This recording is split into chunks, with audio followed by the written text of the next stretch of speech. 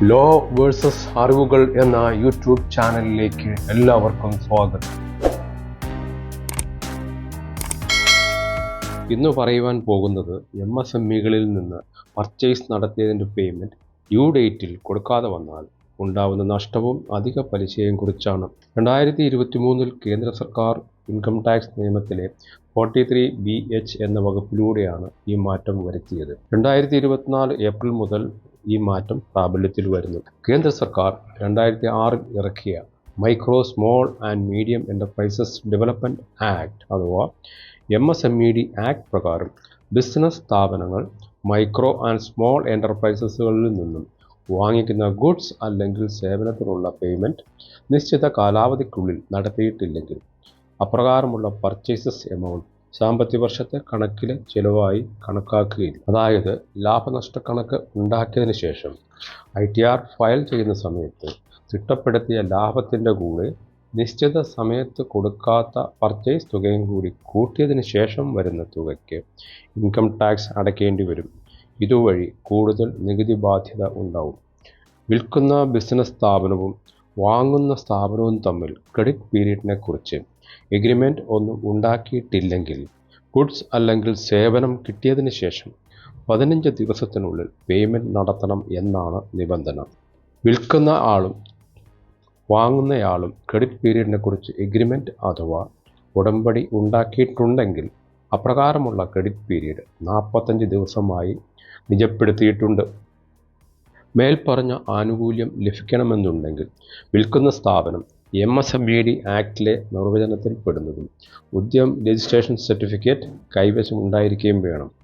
കൂടാതെ മേൽപ്പറഞ്ഞ വിവരങ്ങൾ വാങ്ങുന്നയാളെ രേഖാമൂലം അറിയിച്ചിരിക്കുകയും വേണം. ഏപ്രിൽ 2024 മുതലാണ് ഈ മാറ്റം ബാധകമാകുന്നത്.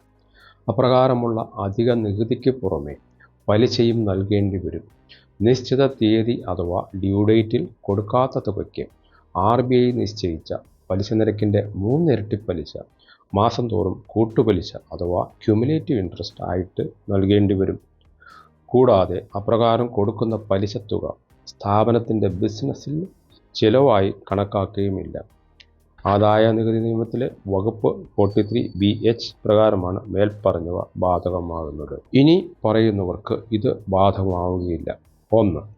ക്യാപിറ്റൽ അസറ്റ്സ് അഥവാ മൂലധന ആസ്തി വാങ്ങിയതിന് ഇത് ബാധകമാവില്ല. 2.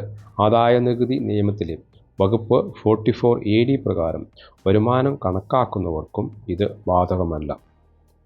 3. മീഡിയം എൻ്റർപ്രൈസസ് എന്ന വിഭാഗത്തിൽപ്പെട്ടവരിൽ നിന്നുള്ള വാങ്ങലുകൾക്കും ഇത് ബാധകമാവില്ല. 4. സാമ്പത്തിക വർഷത്തെ അവസാനത്തെ തീയതി അഥവാ മാർച്ച് 31 പൊസിഷൻ ആണ് ഇതിലേക്കായി കണക്കാക്കുന്നത്. അതായത് മാർച്ച് 31 ശേഷവും ITR ഫയൽ ചെയ്യുന്ന ഡേറ്റ് മുൻപായി നടത്തിയ പേയ്മെൻറ്റ്സിന് ഈ കിഴിവ് ലഭിക്കുകയില്ല. അപ്രകാരം നടത്തുന്ന പേയ്മെൻറ്റ്സിനുള്ള കിഴിവ് ഏതു വർഷമാണോ കൊടുക്കുന്നത് ആ വരുന്ന സാമ്പത്തിക വർഷത്തെ കണക്കിൽ മാത്രമേ ലഭിക്കുകയുള്ളൂ. Micro small and medium enterprises 2 വിഭാഗത്തിൽ പെടുത്തിയിട്ടുണ്ട്. 1. മാനുഫാക്ചറിങ് എൻ്റർപ്രൈസസ് അഥവാ ഉൽപ്പന്നങ്ങളുടെ നിർമ്മാണത്തിൽ ഏർപ്പെട്ടിരിക്കുന്നവ. 2. സർവീസ് സ്ഥാപനങ്ങൾ അതായത് സേവന മേഖലയിൽ പ്രവർത്തിക്കുന്നവ. MSMEയുടെ നിർവചനം ടേൺ ഓവറിൻ്റെയും ഇൻവെസ്റ്റ്മെൻറ്റിൻ്റെയും അടിസ്ഥാനത്തിലാണ് നിശ്ചയിച്ചിരിക്കുന്നത്. 5 കോടി രൂപ വരെ ടേൺ ഓവർ ഉണ്ടായിരിക്കുകയും സ്ഥാപനം മിഷനറി ആൻഡ് പ്ലാന്റിൽ നടത്തിയ നിക്ഷേപം കെട്ടിടവും സ്ഥലവും ഒഴികെ 1 കോടി രൂപ വരെ ഉള്ള സ്ഥാപനങ്ങളെ മൈക്രോ അഥവാ സൂക്ഷ്മ എന്ന വിഭാഗത്തിൽ പെടുത്തിയിരിക്കുന്നത്. ടേൺ ഓവർ 50 കോടിയും മിഷനറികളിലുള്ള നിക്ഷേപം 10 കോടി രൂപ വരെയുമുള്ള സ്ഥാപനങ്ങളാണ് സ്മോൾ അഥവാ ചെറിയ സ്ഥാപനങ്ങൾ വിഭാഗത്തിൽപ്പെടുന്നത്. ടേൺ ഓവർ 250 കോടിയും മിഷനറികളുള്ള നിക്ഷേപം 50 കോടിയും വരെയുള്ള സ്ഥാപനങ്ങളെ മീഡിയം അഥവാ ഇടത്തരം സ്ഥാപനത്തിൻ്റെ വിഭാഗത്തിൽ പെടുന്നതാണ്. ടേൺ ഓവർ കണക്കാക്കുമ്പോൾ എക്സ്പോർട്ട് സെയിൽസ് ഒഴിവാക്കിയതിനു ശേഷമുള്ള തുകയാണ് ടേൺ ഓവറായി പരിഗണിക്കുന്നത്. ഉൽപ്പാദന മേഖലയിൽ പ്രവർത്തിക്കുന്ന വ്യവസായങ്ങളെയാണ് എൻ്റർപ്രൈസസിൻ്റെ നിർവചനത്തിൽ ഉൾപ്പെടുത്തിയിരിക്കുന്നത്.